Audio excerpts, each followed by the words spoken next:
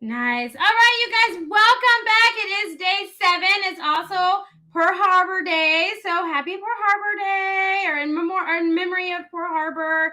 That is also today. But I mean, it's kind of I feel bad saying it, but it is like my happiest time of the year because I'm doing the 12 days and I have new authors for you guys with amazing holiday promotions going on. And I know you guys don't want to hear from me. I know you guys want to hear from them. So that's enough from me. I am done talking. Let's bring up our first author. So our first author is going to be Carrie Carter because she's the first one I looked at. So Carrie, we're starting with you, girl. That's how we're rolling. Good evening, All right. Carrie. So Hi. how are you? How are you doing? I'm doing good. I'm doing good. Oh, You know? good. So I have some questions. I'm dying because I'm friends with you on Facebook and I'm dying to ask you. But first, tell everybody that's listening what genre you write in and how long you've been a writer. Oh, that's a tricky one on the genre thing because it doesn't quite neatly fit into any particular genre. So I've been calling it like globe-trotting cat diaries because Okay. it's a cat and his owner telling their story, their travel stories via diaries, but it's also like part guidebook. So it's kind of hard Okay. to, fit it in neatly into a category. Well, so how is it a guidebook? Let me in. I want to know because that is a new category in and of itself, and I'm here for it. But how is it a guidebook if it's like a diary through? Is it also like a tour guide of Japan, or how is this working? They go to the different places in Japan, and where they go, they talk about it, and the book is set up kind of like a memory book, like a diary. It's got, like, pictures and tags and it's got links to the places they've been, so you can follow all the places they've been. You can buy tickets on the train, and it tells you how to do it, and it gives you some information on, like, etiquette. All the places are real.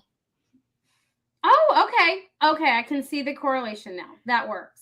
So I know because I stalk you. Okay, don't push charges against me. I just social media stalk you. You went to Popcats this weekend. I And did, I did. I've never heard of it. Julie, who was on a couple nights ago, is your publisher, and she was kind of telling me a little bit about it. But I would love to hear from you. What is Popcats? Because it sounds kind of awesome.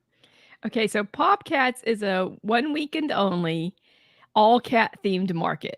So everything there for sale has to do with cats. And it can be like cat toys, it can be cat food, it can be t-shirts with cats and cat earrings, and there's also lots of cats up for adoption. So you have to go with a strong will. Did you get a cat? That was my next I question. did not. I did not. I was Oh good. man. But you know what? Here's the cool thing. Every cat got adopted that was Oh, brought to see, this thing. that makes me happy. I had 2 cats, and I never thought I would be a cat person by any means. I'm a dog person. I love them. And then I got my Bombay black cat and changed my world. He's like a dog in a cat body, 100%. Right.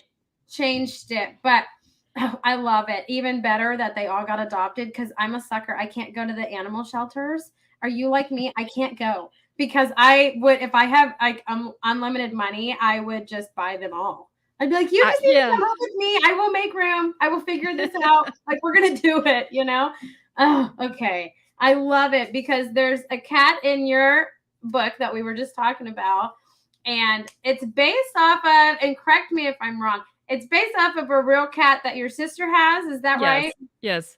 So my sister has a Oh, whole bunch of cats. And this is her cat, his name is Ashi, and he's a really large gray cat. And she's like, "Oh, he's so photogenic. Let's use him." And every time we try to take a picture of him, he just yawns. That's all he ever does. And I I was like, love it. "But he's cute." I love that though. Well, I feel like that's just what cats do. Like my husband always says, cats are so beautiful because they're like living furniture. They just sit there and look at you, and I have the opposite effect of Yeah. opinion because I'm like, no, I feel like I'm a slave to my cat. My I cat looks know, at me my like, oh, my cat's demanding. She I wants know. attention and food and I tell you, because I mean, my cat looks at me like, oh, you're here. I guess you're going to feed me. It's like, what? I live here. Like, yes, I own this. So it's a whole thing. But I love that he's like the focal point of your book because I've never read that. And I know Julie kind of describes it as like a graphic novel at the same time because it Yeah, is it's got lots of heavily pictures. illustrated, right? Okay. So did you go to Japan and do like a bunch of research? Do I need to live vicariously through you being a world traveler and everything? I've been to Japan 14 times. Oh So my gosh. Okay. everything is bits and pieces of all the trips, and then the last trip I took, I actually took notes and made sure all the things were still there and still happening that could be used into the book. So Okay. Wow, you're serious about Japan. You okay, I well, get it. I have to make a little small confession. My husband used to work for Continental Airlines, and so we could Okay. fly on standby for free, Okay. and Japan was an easy flight to get to because it's direct from Houston to Tokyo. So you don't have a risk of getting Oh, bumped like you would going to Europe. You know, you go to New York, Newark, and you get bumped there, and then you have to like either vacation in Newark, New Jersey, or come back home. oh my goodness. I'm not a world traveler. I like to think that one day I'm going to be, but okay, here's my confession. And you guys are all welcome to laugh at me because I laugh at myself because I know this is going to sound so bad. I just YouTube like exotic places and watch the videos. And I feel like I'm there and I'm like, oh, yes, I totally went there. It was gorgeous. You know, that's just how I live. I'm not a good flyer. So That's a kudos great to you. start. I would say that's a great start. I like Now you're let's being take so it to the next nice step. here. You're being so nice. It's okay. You can laugh at me. I know it's a really sad thing. I'm a bad flyer though. I don't know how you are with flights, but if there's like any bit of turbulence, I'm not someone you want on the plane. Unless I've had like a lot of Bloody Marys, you don't want me on the plane by any That means. So no, I can't that's do it. what Ambien's for. Get Well, your I doctor to guess write Ambien, take a pill, and sleep through the flight. You'll just be go to okay. bed. Yeah. I mean, yeah, I could totally do that. So, what made you want to write this book? Well, that's actually kind of interesting because I have worked a series of like just bad fitting jobs to flat out bad jobs. And every Mhm. year I make a list of all the things I like and I send it to my friends and I'm like, come up with a career for me.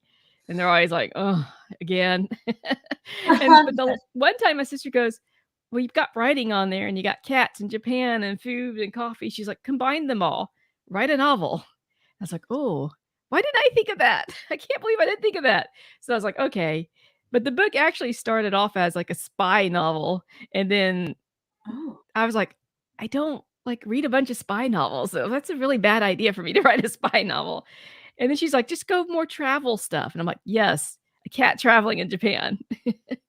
I love that. I love how you went from spy to cat I know, traveling. right? It's total opposite, but I'm here for it. But I love how it seems like it started off as like a family affair because you have your sister's cat and you're just like, oh, wouldn't this be great? And then you let your friends pick your next career for you, which, hey, kudos to you. I love that. It's like a big family friend affair, and that led you to writing your first novel, which it just came out a couple months ago. Your first novel did, and it became a bestseller. So congratulations. That's amazing. Thanks. I don't think it was just any bestseller. Let me correct that. You became an international bestseller. Let me fix that. But what a better, like, amazing way to do it with your debut novel. So how long did it take you to write this book? Oh, about 5 years. It was a slow process, but, mostly because I was trying to fit it in with working, and I also play in a band, so, like, work and band and all that stuff, and fortunately, I had my sister there because she did all the layout and the design, and she was always, like, harassing me for, like, "Where's your pages? Where's your pages? I need your pages." So she kept me on track. Well, that's what sisters are for. If you ever need more, I have 3. I will share. I will share because they're very good about doing that. So if you need some extra pushes and your sister's not quite cutting it, I will share it. Oh, thank you. You notice. You should get a goodie for noticing. I have like 12 sweaters for the 12 days. Last year we were all fancy, and this year I'm like, we are ugly sweatering it. So yes, thank you. But yeah, feel free to send me a text. I will give them your number. They will encourage you way more if you need that. Yes, for sure. So are you going to write another novel, and is it going to have cats in it, or are we venturing out? What are we doing? What's our Well, next moves? I definitely wanna do a sequel to Whiskers Abroad. You Okay. know, I have that in plan, and I also, like, have some novel ideas. Like, I'm got 3/4 of the way through of a rough draft, so I've got some other stuff I wanna work on that's a bit different than this. But I do wanna write a story, a novel where there is a cat main character, but the cat's different than Ashi because he doesn't write and read or any of that. But he's just this beat up tomcat that manages to tie in the whole neighborhood. You know, he always is causing problems, but because of that, all the people in the neighborhood who haven't talked to each other before have to talk to each other. I love that. So what do you mean by different than Whiskers Abroad? Do you mean like not so much as like a travel graphic novel? How Right. It'd be more like a traditional, narrative novel, just Oh, straight story. yeah. I like that. Everyone on here knows that I live through you guys. You guys are so creative with words and put them together so beautifully that if it was a audiobook where I could talk with my hands, I would nail it. But putting words together on a page and it sounds beautiful, no. I'm going to live through you guys on that.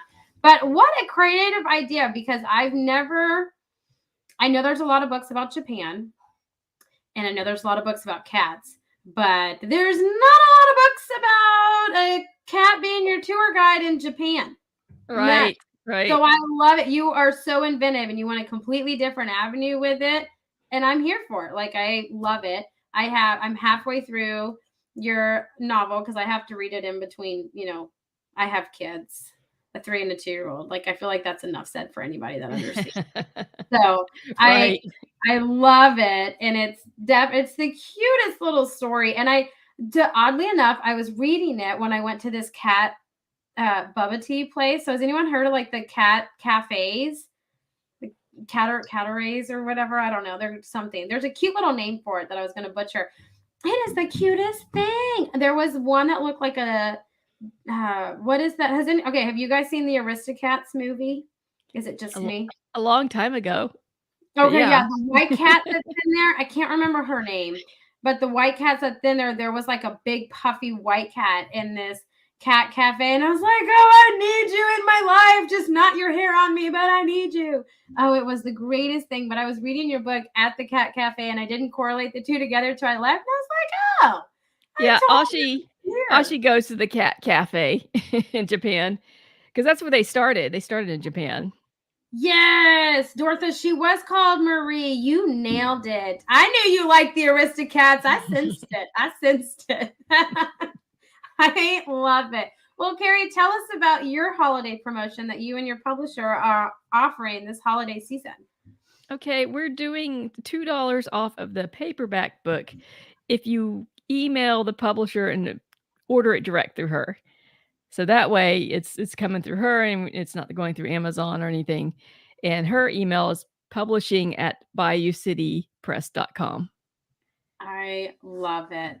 I love it, Carrie. I wanted to do a newsletter sign up thing, but I can't quite figure out how to do a digital gift card.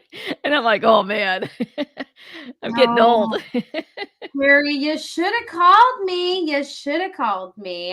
I'm always here to help. But Carrie, man, thank you. I got to be a part of your book launch, and that was amazing. It was so much fun, and it was your debut novel. And I'm just so grateful and honored that you decided to join the 12 days and hang out with my crazy self, because you see my crazy self every Monday. So you knew what you were getting into. Right. So thanks for braving the waters and hanging out with me. It's been so much fun. But you guys were Carrie's holiday promotion that Bayou City Press is offering is in the comment section down below. So make sure you take advantage of these holiday promotions.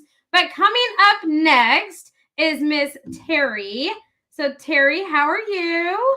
I'm wonderful. Thank you very much. All regards from the big city of Melbourne, Australia, which is one day cold and one day hot. So today it's the in between. Well, So hey, take it in between. I'm there for it. In Texas, it's just hot. Okay, it's 80. I've got a bathers and an umbrella in the car just in case the weather changes. I'm not joking. I am not joking.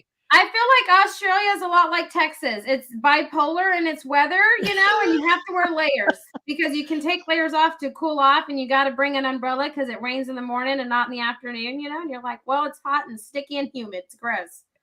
Try 5-10 minutes, not half a days. Oh my Really, I don't know what's happening today. What's happening? I'm looking at the sky. No, it's no. not a joke. We're used to it, we're all a bit cuckoo here because of Oh, that. no, you fit in just fine with me, Terry. So tell everybody what genre you write in and how long you've been a writer. Oh, okay. So this is my book. If you all don't remember this is Fit Mind, Fab Body, No Diet, Weight Loss for Busy Women. I'm a mind and body fitness expert for many, many years, over a decade. I was in the army. I'm Israeli, so in case you notice the accent, which I don't notice, naturally. So that's how I got my training. So the Israeli army, there's no BS, as you might know. And I remind powerful women how powerful they are, because a lot of women they don't feel they deserve. They've got all these things at home that their husband doesn't talk to them. Or I've got ladies that their children are hiding from them when they're coming back to pick them from school because they don't want to be seen with their moms.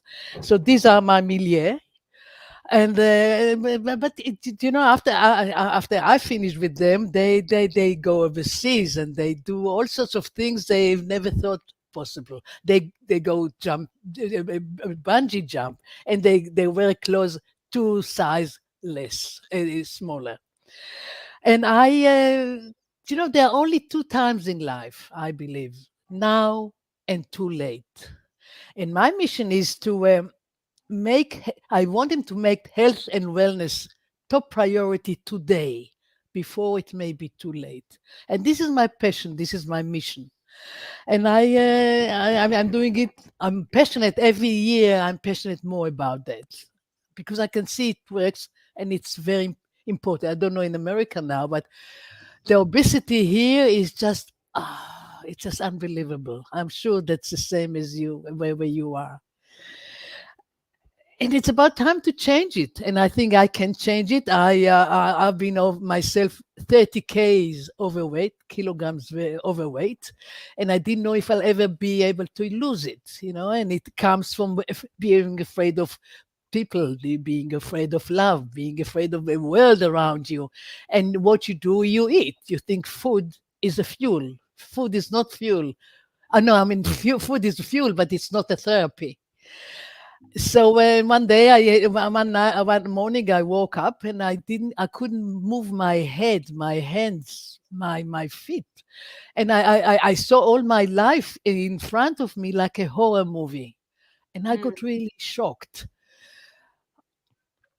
But in this crucial moment, I vowed I'm going to do everything I can to change my life forever.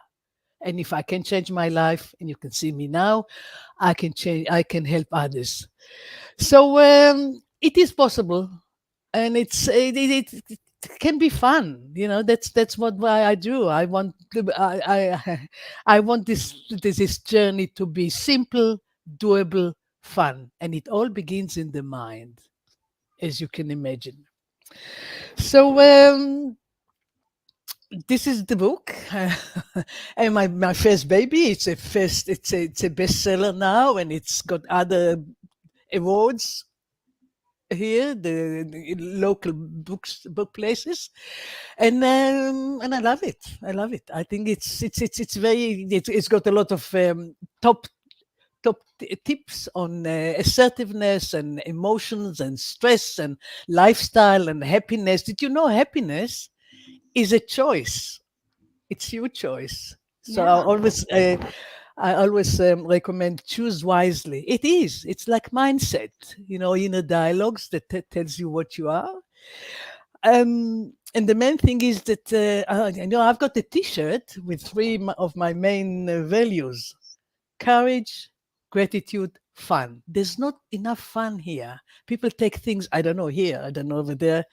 People take things very, very severely. There's no fun. It's always stress, stress, stress. And you know what they do when they come home? They're going to and they're going to the fridge to see to raid their fridges and the food, and that's how you get bit bigger every every week. But it doesn't have to be that way, and that's why they come to me. I want to transfer women into courageous and fit and happy and productive women, so they live their lives in joy with no regrets. That's my thing. Joy with no regrets. I love that. But I love that you're adding fun into it, because when you think of, like, eating healthy and working out, it doesn't sound fun. It sounds like you got to go to the gym, you got to see other people, and you can't eat what you want to eat, and you're just in a bad mood because you really just want some chocolate or a chocolate chip cookie and you can't have it. So I like that you make it fun. And I agree with you 100%. It really is, mindset and happiness is a choice, but so is mindset, and having a positive mindset every day and being grateful and having gratitude. And so I love that those are your values and what you want other women to kind of see and instill in themselves. I think that's very empowering. Absolutely. Transformation doesn't go overnight. It takes time, and it takes resources, and it takes mind. But I always tell them results and excuses don't live together. Sadly, they don't live together. It's either you want results or excuses. And you're quite right. It can be a hard way, but if you love yourself, and I start with self-love, if you like yourself, if you like something or someone or a cat, I didn't know they've got earrings. Cats have got earrings. That's sad. I couldn't believe this. So you do more for them. If you love something or someone, if you love yourself, you're not going to abuse your body. You're not going to abuse your mind. It's logic, but we talk about this. I talk about hobbies. I've got a hobby. I'm playing the saxophone, and I love it to bits. Oh, wow. So that's my hobby, and I ask them about hobby. My book is not it's not an autobiography. It's just this got in. This is where I started the army thing. It's not a biography. It's just telling you what I do and how you can do this too. And this is me. What can I say? You see the saxophone? I love that. So that's my claim to fame. Music. But I tell you what's happening. Sometimes I don't feel like getting up in the morning and going for a run. And I don't want, there's Netflix. Why would I want to go to the gym and all these things? I know that. I know that. I've been working this. I've been over this. I've been doing this myself. But I love the way I feel afterwards. You're going to the gym, you're going to the mission, you're doing what you want to do. I'm bushwalking too, and you feel so different, and you want to get back to this feeling. And it takes practice. Again, it doesn't come in overnight, but it's all worth it. Because physical activity has got a direct correlation to longevity, because Yeah. of the way it functions and the way you think, and it's all but if you've got it fun, and I'm with them every step of the way, so it's good. They've got access to me 24/7. No one going to ring me 3 o'clock in the morning. I hope. Who knows? I hope too. I hope you never get a phone call at 3 a.m, because I told someone earlier today, I was like, I'll be there when you call, but I may not answer at 3 a.m. Like, I love you. No. I know everyone, the stages they are. And I like the outdoors. I don't go much to the gym. And I train people, I train women outdoors. Fresh air. Nice. Nothing better than fresh air. Gets you to think differently. And deserve, a lot of women don't think they deserve. I talk a lot about you. You deserve good life. You deserve it because there's so much there. You deserve good. Some people, it's like people don't know how to accept a compliment. You know that. Oh no, it's not me. It's cheap. I got it in the market, and all these stories. I said, I don't want the biography of the t-shirt of your clothes. I just want you to be grateful for what you've got. No, I love that. So what made you want to write all of that into a book and publish it for others to read? Because I was going all through this. I was trying millions of diets. I went to this mentor and this mentor, and you know what they do? They buy these journals, the women journals, and they follow these things and all these recipes and all this. It's just such rubbish, and it doesn't work. It doesn't work Right. for long. Do you know diets? Do you know what food companies don't want you to know? Diets don't work for more than they don't last for more than I don't know 3 months or so. And what's the first three letters in the word diet? You tell me, Amy. Die. Why do people think that diets work? Because you're dying for a cookie. I mean, that's my whole thing. I don't make it a couple hours. I'm like, that chocolate chip cookie looks great. I'm gonna do it. I'm gonna walk it off later, but I'm gonna eat that cookie. No. The later never comes. You see, later never comes. You say, Yeah. I'll do this. I'll go tomorrow. I've got so many excuses. I can buy the next book I'll going to write. It's going to be the excuses. It's time and alcohol and my kids and my I'm a doctor of excuses, but I'm Mhm. showing them how this is not. You don't need lots of time. Do you know what I want for women? I want you to stand naked in front of a long a full A full mirror. vision mirror Yeah. on a scale, eating ice cream. Oh, okay. You put ice Okay. cream I'm down. And just say, I love what I do. I love what I see. I want it to be that way and I want to stay there.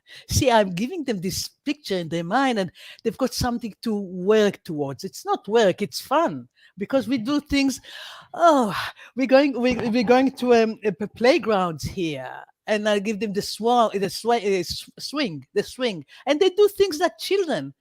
And they're taking their shoes off and they're walking on the ground without shoes. That's how it is, because all these things with the diets, that's been planted for them many years ago when they were children. So now we have to erase it somehow. Oh my goodness, my ladies, see, Hey, at least they it's not 3 in the I'm telling morning. them, pardon me. At least it's not 3 in the morning. That's a success. I know. I'll shush it. They, but I'm very pleased. I am there for that's why I'm there. Yeah, So I love it. So tell us a little bit about the holiday promotion that you're offering this holiday season. so every reader gets a 40 minutes conversation with me, a clarity conversation, because I think the main thing is you can't pour from an empty cup. That's my message. You can't pour from an empty cup. You must take care of yourself first.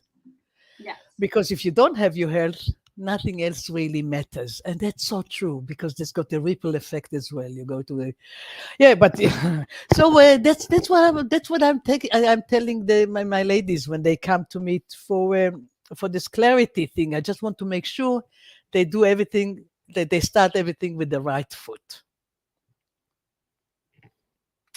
See, I think that's important. I had to make sure my LinkedIn video wasn't going to start playing. I think that's important, having that positive mindset, but feeling supported when it's something that you're not used to kind of doing and you're out of your element and you're uncomfortable, having somebody there to kind of walk with you and, just reaffirm and just give you, affirmations that no, like everything is good. I think that's important, Terry. So I think what you're doing is very important. And I think it's very empowering for women just to get us to like ourselves again. Because, after you have children and stuff, your body changes, just everything changes. And you're just like, well, I'm going to eat that cookie because it's good. Like, it's probably the only thing I've eaten all day, to be fair, in my life.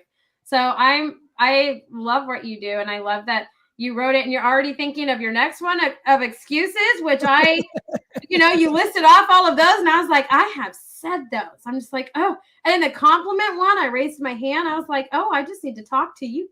I need to. I'm just gonna book a 30-minute call.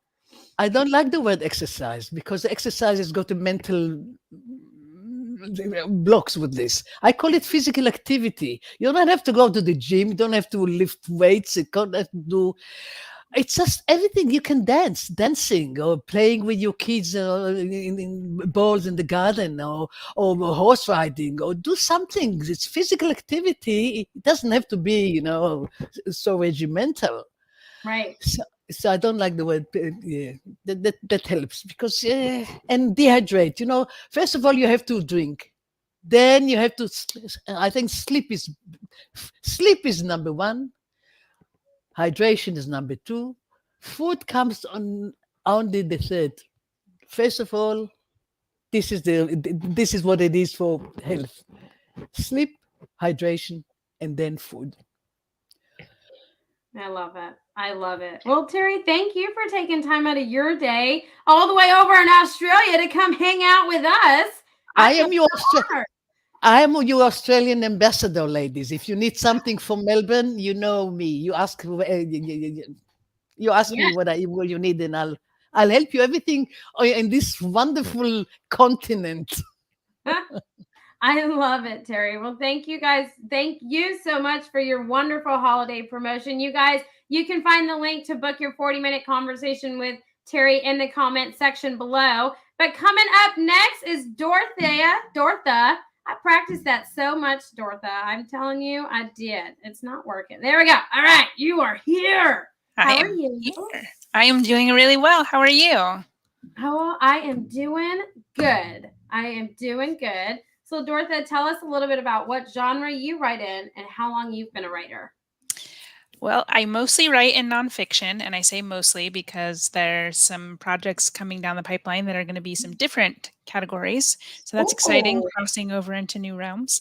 And I've been writing, gosh, I think since I was a kid, I used to write stories for my family, and I like bind them into a little folder and then like pass them around and make everyone read them. I was like, you have to see this story. And Carrie, I wrote a story about my grandma's cat when I was a kid. When you were telling your story, I was like, oh my gosh, that's so cute.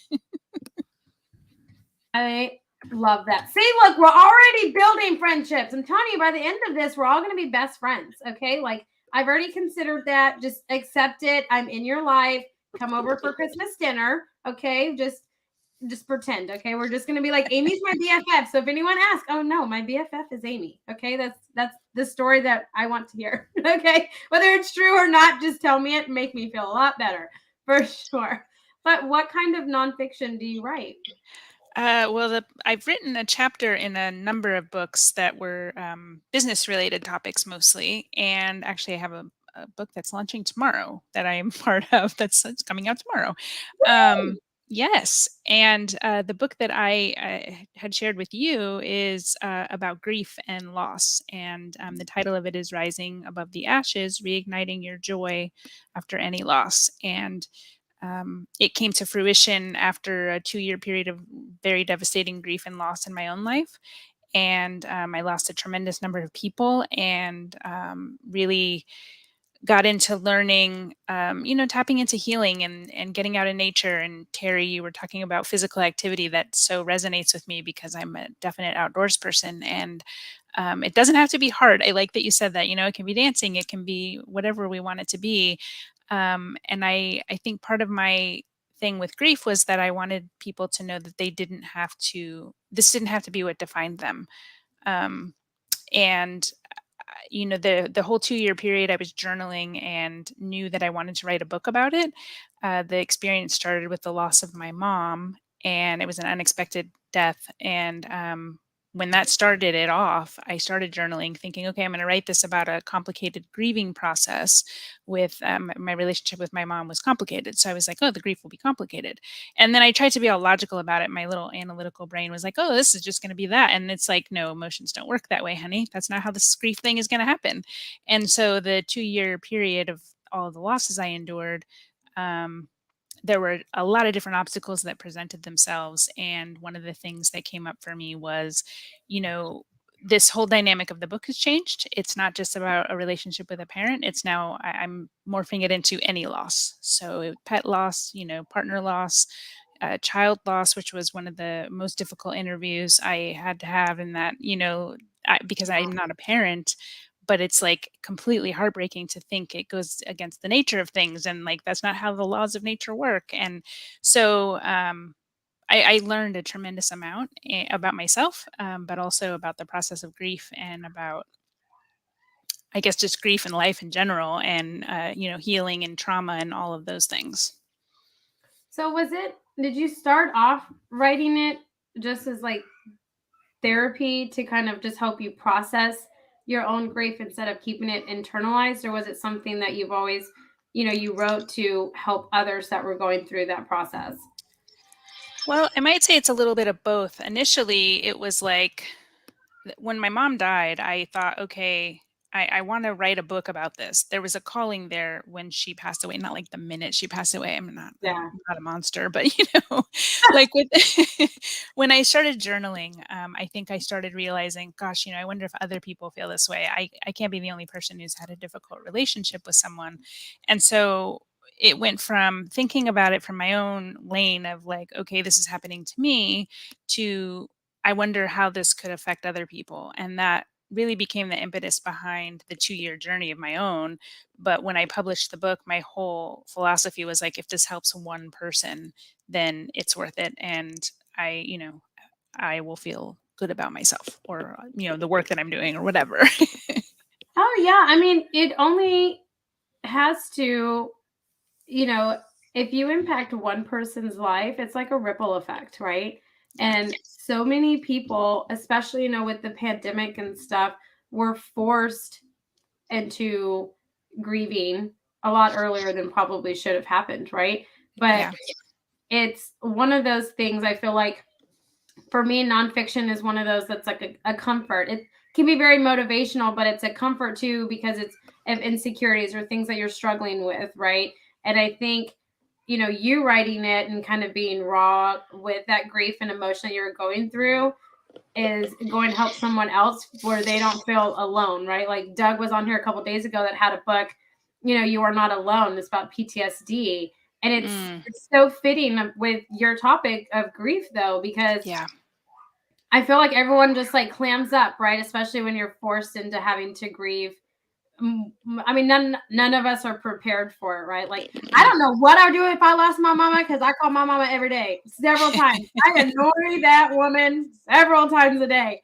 But it's one of those things, eventually you have to. But I feel like it brings comfort to people. And so if you can bring comfort to one person with what all you were going through, imagine what that person giving the book to somebody else that's going through something does, right? And so it's important writing those things and processing emotion and stuff. Here I am getting all in my psychology degree up in here.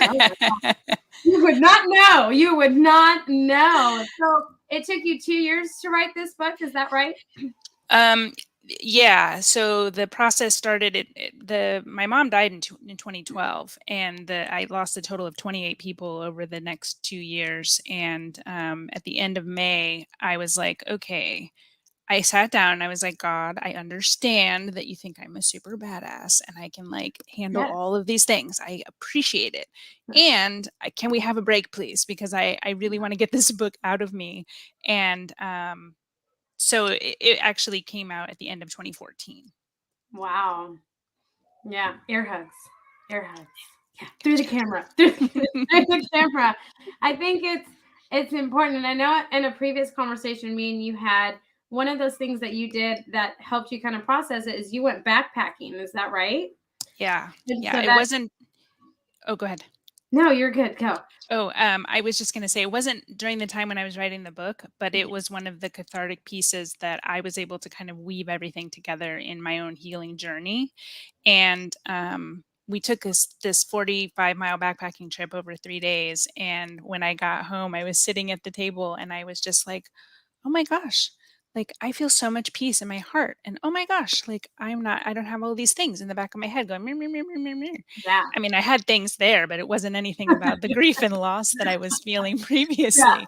And the only thing that I knew I could put my finger on was the backpacking trip and the transformation that happens that you just can't describe unless you've been on a backpacking trip like that. And so we've been hooked and doing it since. Wow. 45 miles in 3 days. And here I'm trying to do 11 miles in 1 day. Okay. You can do it. Oh, I know, but do it. I mean, I'm just saying. I'm just like, man, That's not 42 even our hours in 3 longest days. though. I am a weenie compared to you. Like, No, you're oh my not. gosh, 11 miles compared to 45 in 3 days. Carrying stuff. Like, I put my backpack on the other day, and I was like, oh, this is so nice. And like, I don't think I was carrying anything. I think my husband was carrying everything. I was like, I don't know why you're complaining. This is so nice. What's your problem? And then I was like, oh, I just have like the sleeping bags in here, and that's it. Like, okay, I see where you're going. But That's awesome. I do agree with that. Like, my husband is a huge outdoorsman. He likes to go hiking. He drags me along for his escapades and camping, all kinds of stuff. But there is a sense of like peace about it. I mean, I would do more glamping, where I could shower and be warm if it was cold. That's more my element. But So no snow camping for you then? That's something else we've gotten no, into. if it's anything like camping on a beach, no. Okay, because sand goes everywhere. You can't avoid it getting in your car, and it's in your tent. And then my husband put me in like a below freezing sleeping bag on the beach, and it was awful. I will never, no. I can't go to the beach the same. But I don't like being cold either. But it's one of those things, like when you just kind of get out there, whether you have signal or not, it's just, I don't know. There's just something peaceful about it. I mean, I don't want to stay out there for weeks. Okay. I couldn't do that show alone. I would be out like that first week. I'd be going crazy talking to myself. They'd be like, you need to leave. But there is something that just kind of like resets you. And it's because we've gotten away from everything, like the city and always having to be on your phone and being pulled in so many different directions. Right. And it is something that is very therapeutic. And so I know that you've written your book on grief, and you've been a part of other short stories or anthologies. But you mentioned earlier you're dabbling in something different. I am. Sort of. My husband and I have been talking about writing a book together, and we're sort of playing with the idea of doing like a time travel-y space sci-fi kind of thing. Okay. So I don't know what that's going to entail. Maybe it's hiking on other planets. I have no idea. But that would be something that would at least be in our wheelhouse, and it would be totally like nerding out because he's an engineer and he's all about all of those things. So I'm pretty sure that would be fun.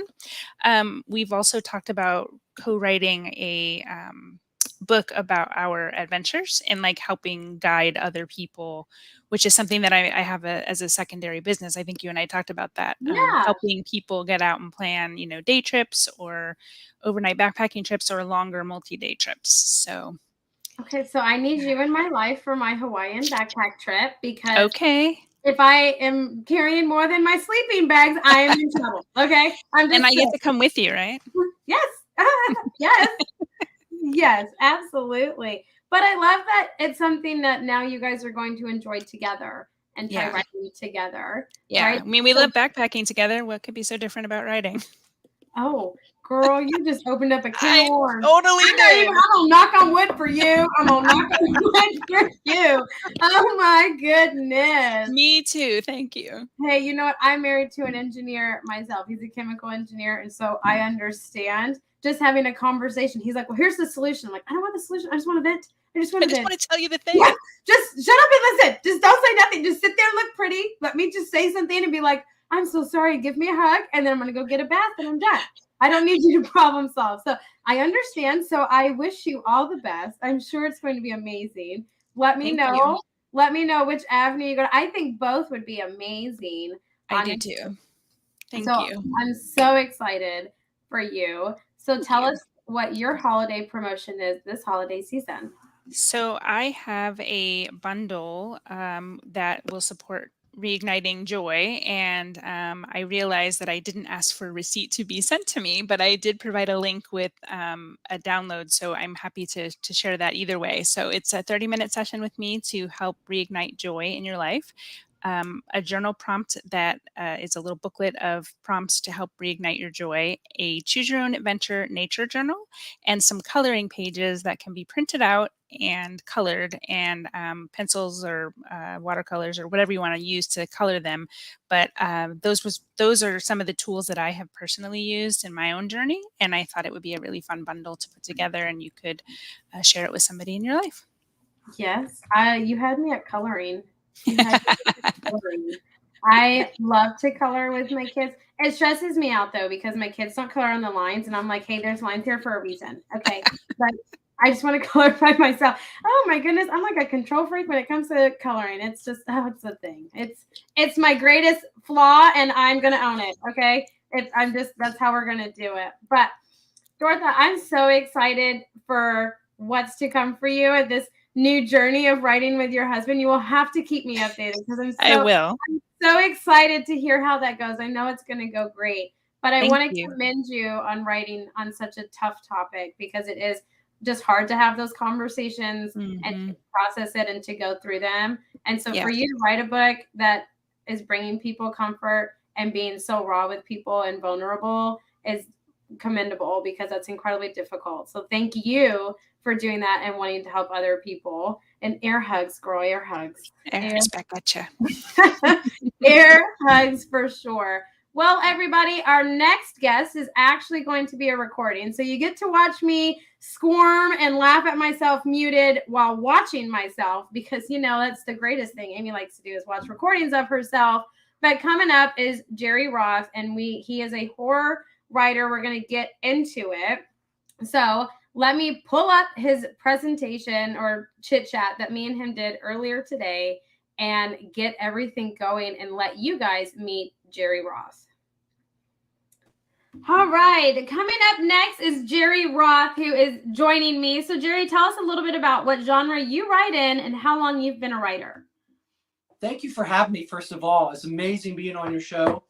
My genre, if I have one, if you're going to be locked down to a genre, would probably be horror, mystery. I like suspense and kind of bringing a reader in and kind of scaring them, making them think and let them figure things out for themselves. So that's kind of where my love for writing is. And I just love to put puzzles in front of people and see what they do and how they figure them out. So that's kind of where I'm at. But I write all genres.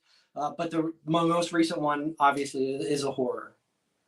I love that. So I'm a huge psychological thriller fan. Like think of like Gone Girl, like the more manipulation and twists and turns that are in it, I am here for it. It makes Amy happy, right? Yeah. So you don't want to be in my head by any means. I'm a nice person. When you see me in person, just you don't want to be in my mind, But I love those because I feel like from a strategic standpoint, when you write, you always have strategy and where you're going to put your turns and all of these things. And I feel like it really stretches you to do that, right? I totally agree. Like the book before this one here, I wrote a psychological thriller called On the Tip of Her Tongue. And I just love, like you mentioned, Gone Girl. And I love unreliable narrators. It's so exciting when, if the reader has no clue, if they can trust the narration or the people in the book, that stretches your imagination, especially when you're reading something like that. So we are twins in that way. I love a good mystery. I'm telling you are my people, Jerry. You are my people. So welcome. Okay, we're all crazy in here, and we're welcome. Okay, you have joined a new family. So how many books have you written total? Because you said you wrote in multiple genres. So how many total books have you written? And then we'll get into other genres that you've written in. Well, I can honestly say that I have quite a few in a drawer that I'm sort of tinkering with over the years. But I actually published traditionally and one independently, 3 total. So I'm kind of taking my time. I want to, there are authors out there that can bring a book out, 2-3 times a year.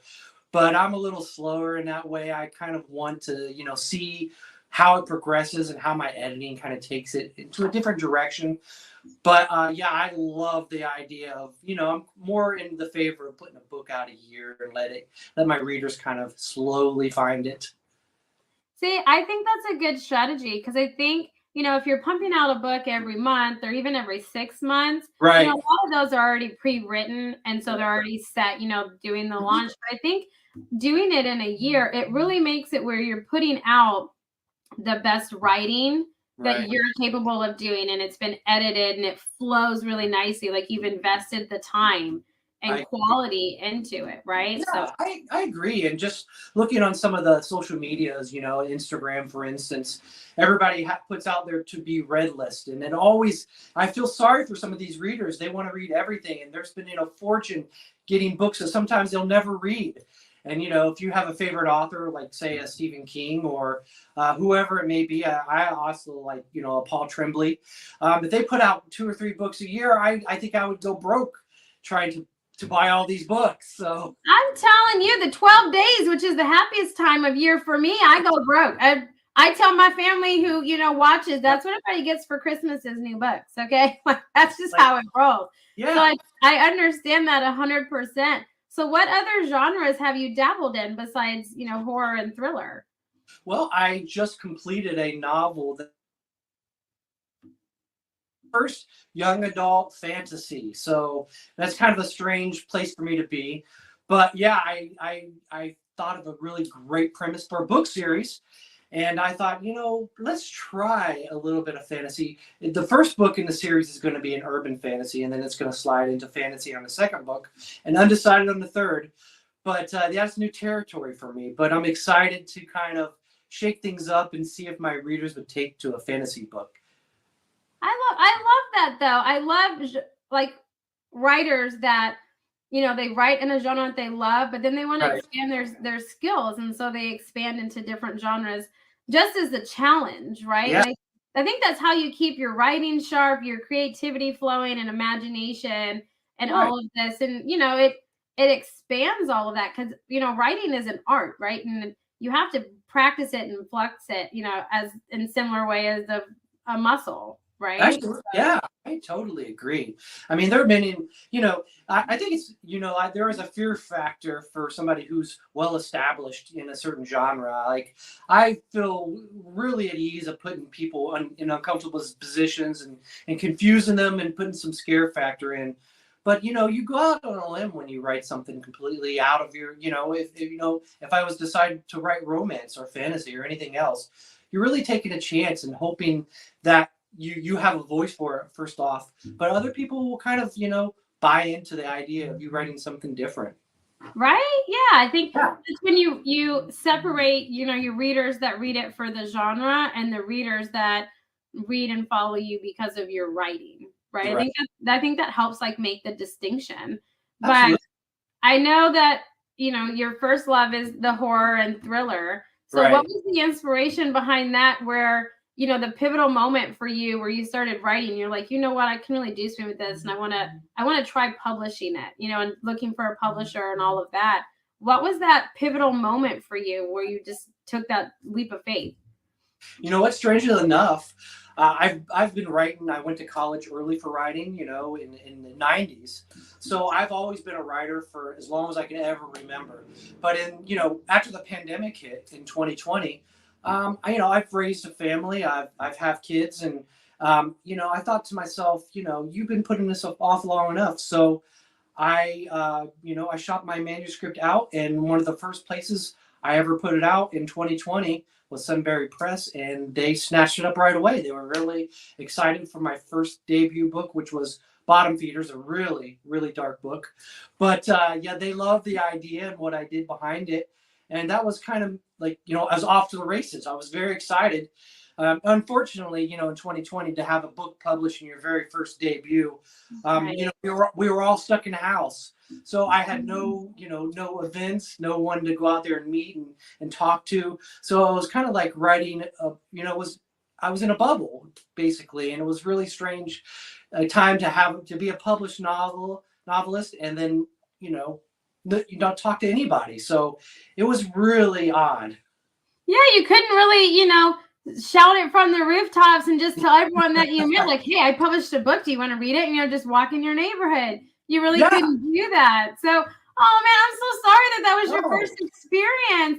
I'm so sorry. Hugs, Oh, Jerry. no, Hugs. it's fine. I learned a lot from it. I know there was a meme going around that everybody put out there. I think it was with Will Ferrell in the background. It was the world was on fire, and it said, "Hey, the world's on fire. Would you like to see my book?" And that was what it felt like. But I learned a lot from it, and I got baby steps into, you know, doing shows like this. and meeting people and kind of slowly worked into, getting some confidence in that arena. So it had some good points as well.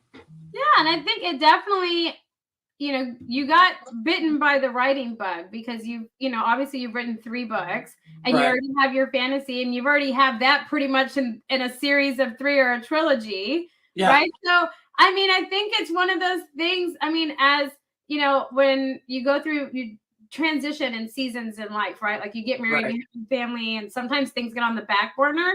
The Right. pandemic was perfect because then you had all this time to do what, you had put aside. So, Right. the silver lining, I guess, of that is, hey, you got your first book out and you got it's traditionally published. Is that correct? Yeah, absolutely. I got it through Sunbury Press. I think, the misconception with everybody, at least I did when I got my book published in 2020 during the pandemic. I thought everybody's at home, everybody's going to be reading. But what I didn't know is everybody was going to be streaming as well. So, a lot of books didn't get read and bought during that time, which was a little, counterintuitive, but that was fun as well. Just a little bit. You had Tiger King out there, I mean, we were all watching Tiger King. You can't compete with Tiger King. Come on. It was definitely an experience. 2020 is an experience that no one's going to forget, right? But it was I feel like, that's such a, I don't know, it's kind of a cool way though to launch your book and to kind of get back in it and to kind of keep you motivating to write more books. So I know that your fantasy series is, you just finished your first one, you said, and you're working on 2 and 3 and everything. What's next after that? Are you going to continue in that realm? Are you going to come back to horror and thriller? What's next for you? Yeah, I hate to tie myself down, but I have a good story in mind about a woman who, unfortunately loses a child and she gains a puppy at the same time. And she goes out, she's having a tough time with a puppy. So she goes out to a yard sale to get a little baby monitor. And when she brings the monitor home and sets it up, she also brings home with her a ghost. So it's called A Ghost from a Yard Sale. So that's kind of my new horror one that I'm kind of working out the details in my mind. So we'll see. I like that. You had me at puppy and trouble with a puppy. I had my husband. It's such a funny thing. My husband hates this story and I love it. My husband went out on a work trip. I lost my dog of 11 years 2 years ago. So my husband went out on a work trip and he came home early because I went and got a puppy. But I didn't get this little puppy. So the dog that I lost was an Applehead Chihuahua. Okay. So an ankle biter, Okay. And I came home with this half Great Pyrenees, Weimaraner, pit bull mix, huge dog. And he was just like, Amy, I'm coming home. And so I relate so much to having trouble with a puppy, because I have a 3 and a 2-year-old. So it's literally like I have 3 toddlers. I got so laughing at that. And then the ghost coming home, I'm just like, oh my gosh, what is happening? I want to know what happens, Yeah, I can't even imagine how much you have to feed that dog. It must eat more than anybody in the family. It's a lot. It's my first big dog. And so I'm like, well, my husband goes out of town and I want to feel safe. So I'm like, oh, I'm going to get this big dog. Oh, this big dog hides in the cage. Okay. So he is just, my little dog is more vicious than my big dog. It's the craziest thing, but you will have to keep me updated on that story as it develops because I am very interested in that 100%. But I know that you and your publisher are offering a holiday promotion this holiday season. So tell us what you guys are doing. Well, my publisher are amazing. Bridget's Gates. If nobody out there heard them, you need to check them out immediately. They love writers and they love authors. So I was excited when they came to me. This is the book that I have out now, if you can see it. It's called Throwing Shadows, a Dark Collection. And they are so generous that up till December 20th, they are going to have this book, the paperback version, for $5 on Amazon. So, and 99 cents if you're a Kindle lover. So they really stepped up and made it available so that if you have somebody on your Christmas list, which I always do, that loves to read, grab a few copies of it and kind of pass them around your family. It's something it's a little scary, but there's always a little room for scary, especially even, when you're inundated with Christmas music, there's always a time to step aside and kind of read something a little Yeah. Exactly. When you're tired of listening to the Mariah Carey song. But I feel like I can hit those high notes. In the car, I'm hitting high notes. Okay. No one judge me. But I love your cover. It gives me like Jeepers Creepers vibes. And I loved the first Jeeper Creepers. It was like it made it for me. That and Halloween and everything. So I love it. I'm very excited about it. See, there we go. Like, Jerry, there you go. You're adding to my Brooke bank account.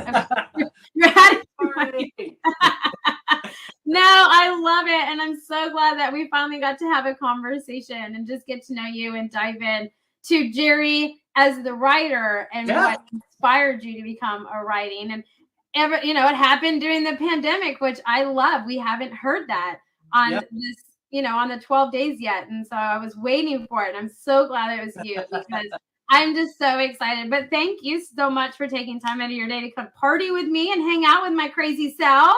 Absolutely. It's deeply appreciated. You are so amazing. So you guys make sure that you check out the comment section down below to take advantage of Jerry's holiday promotion that his publishers are putting on. The paperback books are $5 and his ebook is going to be 99 cents till the 20th. So you have plenty of time to get it for the holidays. Coming up next.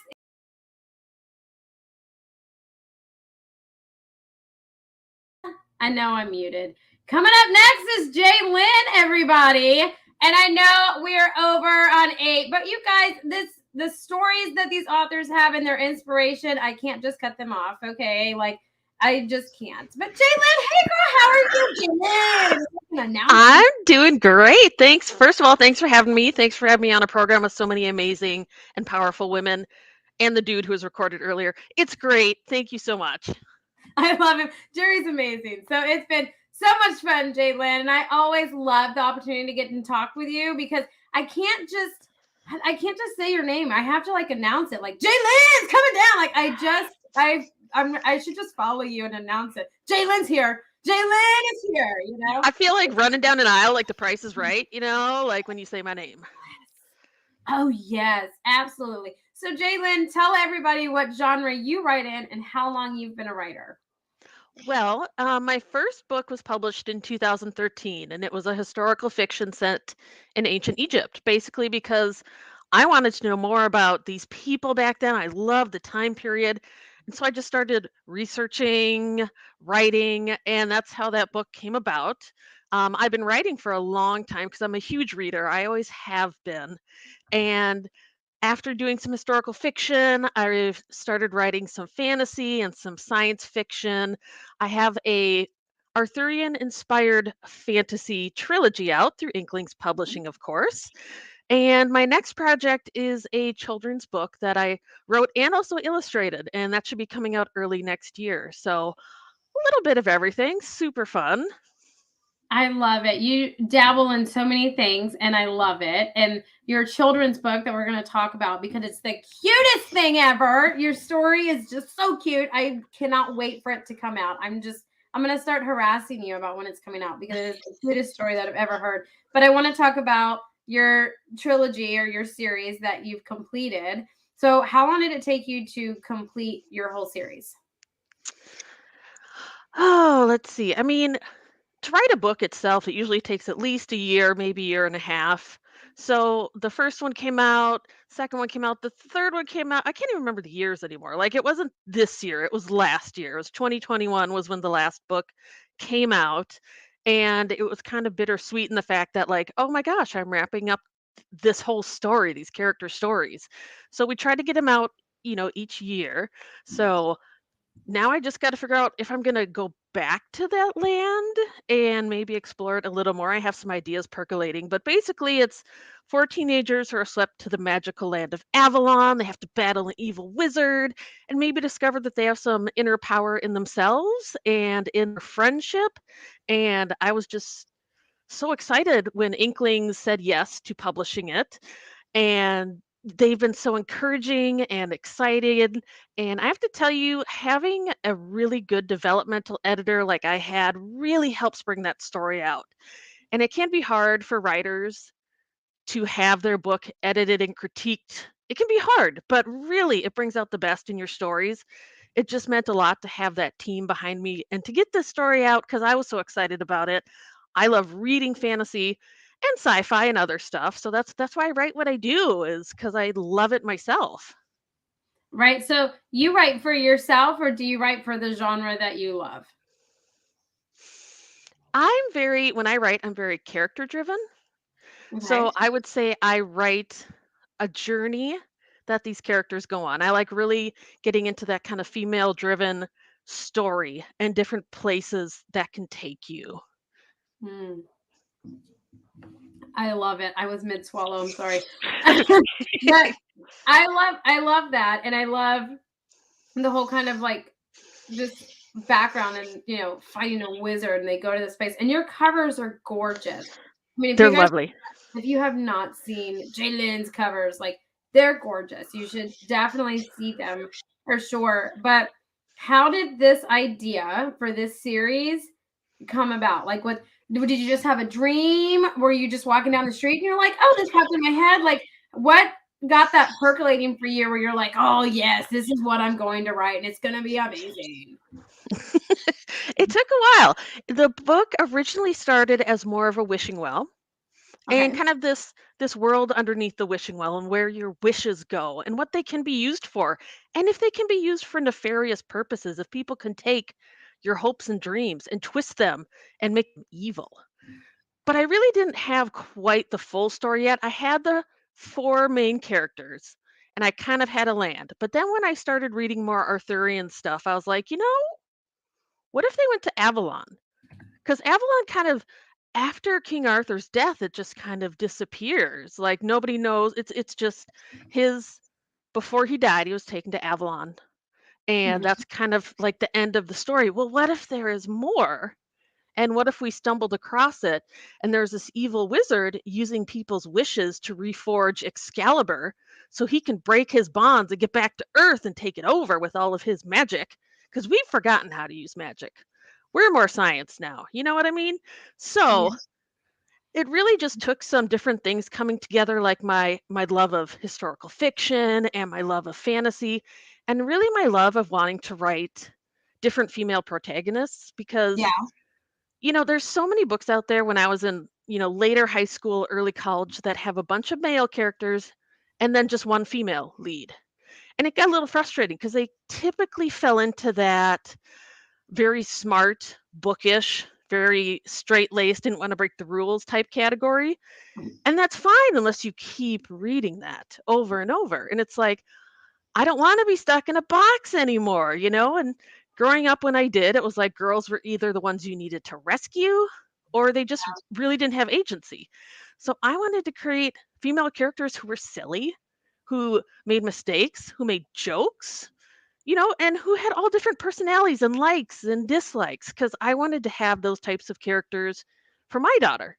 Because when I grow up, I'd be like, I want to be this character, but all the other girls would also want to play that character. So how do five girls play, act out Star Wars when all you have is Princess Leia? I mean, so I wanted her out there for girls. And really the kick in the pants was when I was watching this movie and all the guys were having the magical fun and the girls were turning him in. And I was like, mm-mm. My girls are going to have the magical fun. Let's go. I love it. I love it. Hey, Hermione has magical fun, wizardly fun. She's the smartest one in that whole thing. She is, but they do make fun of her quite a bit for a while. Like she's not really. That's true. I did make fun of Hermione too. That's true. But I have her wand. Just saying. I'm not a hater. Beautiful. I have her wand. So I'm forgiven. 100%, in my opinion. But I love that. And I love how you were saying, for your girls to kind of see, because you grew up where you were the damsel in distress or you were just like a background character, And so I love like that whole incentive and stuff. So clearly you got bitten by the writing bug, right? And I made this joke the other day and I actually really like it. So I'm going to just continue to make it. But I've decided that all of you guys are, addicts and you guys are all addicted to writing. And I've decided that for the 12 days, I'm going to be your AAA coach, but except I'm going to encourage your habit of writing. Okay. So it's totally opposite. I'm not going to discourage and try to get you off your habit. I want more. Okay. We need to pump out more stuff. Okay. Love you dearly. Definitely one of those things. But you're dabbling in writing a children's book. Mhm. So tell me the story, because I love to hear the story. Tell me the story of what your idea is. So, first of all, I started writing children's books when my kids were also very young and were reading picture books. My son is now, next year, he's turning 20. Just to give you a hint of how this book has been on the shelf for so many years. But it is about a young little elephant girl who loves to dance. And she signs up for her first ballet class. And it's all about her ballet dreams. But as you can imagine, an elephant probably doesn't look the same as some of the other animals in the ballet class. Right. And I really want to promote positivity as well as loving what you're doing. She loves dance. And I wanted to project that joy onto other readers who might be looking at that and saying, this character's a little different like I am, because I never fit into that mold either. Growing up, I was a huge Star Trek nerd, and I had no female friends who also like Star Trek. So Is I that really, this one? Is that this one? Right yes, there? Okay. you All right. got I it. was more Star Wars, but I was like, I know what it is now. I can do it. I'm so proud of you. No, it's just like I want to have a character who other girls who don't always fit in can relate to as well, and let them know that that's okay. Just be you and love it. See, I love this story. I need you to get this story out, because I heard you talk about it, I think it's like a year ago or 2 years, and I was like, damn it, I want it to come out, because I love it. Every time that you talk about it, I picture the elephant from Sing and how she's so shy and her ears like cover her face. And I just picture this toddler elephant kind of doing the same thing in ballet. And I'm just like, oh, Jane, like, give it to me. I want it. Like, why is this not out? Like, I love that. But like a deeper reason than just that's what I imagined. Okay, is I have two girls that's they're 3 and 2, and they're mixed, right? And so they're half Indian and then white or Caucasian, whatever. And I want them to kind of know those things, right? Because they will always look different or have those things, and they will encounter those things. But I love the positivity, and I just love it. It's an elephant. I'm like, yes, I'm here for it.